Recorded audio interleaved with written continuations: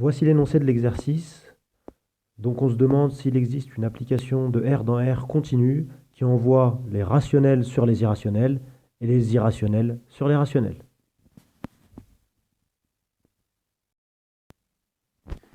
Alors voilà les ingrédients dont on va avoir besoin. Donc d'une part le théorème des valeurs intermédiaires, classique.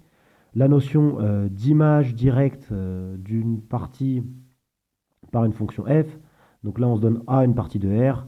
L'ensemble qu'on définit comme f de A, c'est l'ensemble des images des éléments appartenant à A. La dénombrabilité de Q, et enfin quelques inégalités sur les cardinaux, c'est-à-dire la hiérarchie entre les ensembles finis, l'infini dénombrable, et enfin la puissance du continu, c'est-à-dire le cardinal de R. En rappelant que entre les cardinaux finis et le cardinal de n, entre les cardinaux finis et l'infini dénombrable, il n'y a aucun cardinal, ça se démontre. Et d'une part, l'hypothèse de Cantor nous dit qu'entre le cardinal infini dénombrable et la puissance du continu, il n'y a pas de cardinal intermédiaire. Alors, l'idée est de supposer qu'il existe une application qui convient, c'est-à-dire une application qui est continue sur R, qui envoie les rationnels sur les irrationnels et les irrationnels sur les rationnels.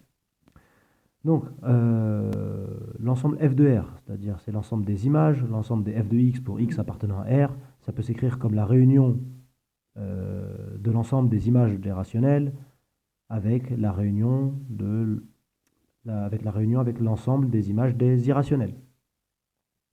Donc, l'application restreinte, la restriction à Q est une application surjective.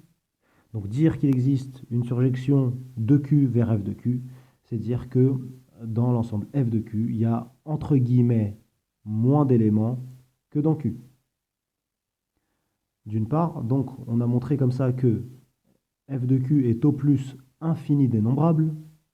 Et enfin, d'autre part, on a supposé que f envoie les irrationnels sur les rationnels, donc on sait que l'ensemble f de R moins Q est au plus infini dénombrable.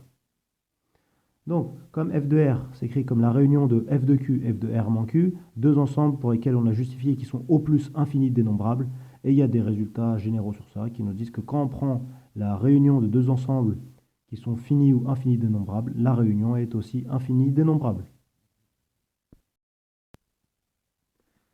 Alors, vu les hypothèses faites sur f, donc il est évident que la fonction f ne peut pas être constante. Dire que la fonction f n'est pas constante, c'est dire qu'elle prend au moins deux valeurs distinctes. Et comme elle prend deux valeurs distinctes et qu'elle est continue, le théorème des valeurs intermédiaires nous dit qu'elle va prendre toutes les valeurs intermédiaires entre les deux valeurs distinctes a et b qu'on s'est données. Donc l'ensemble f de R contient au moins un intervalle non vide, non réduit à un point. Et en ce sens-là, avec ce qu'on a dit dans le rappel, l'ensemble de f de R est infini non dénombrable. Donc, on a montré que, dans un premier temps, l'ensemble f de R est au plus infini dénombrable. Et dans un second temps, on a montré que l'ensemble f de R est infini non dénombrable. Il y a donc une contradiction qui provient de notre hypothèse selon laquelle une telle application existe. Et donc, on vient de montrer qu'il n'existe pas d'application de R continue qui envoie les rationnels sur les irrationnels et les irrationnels sur les rationnels.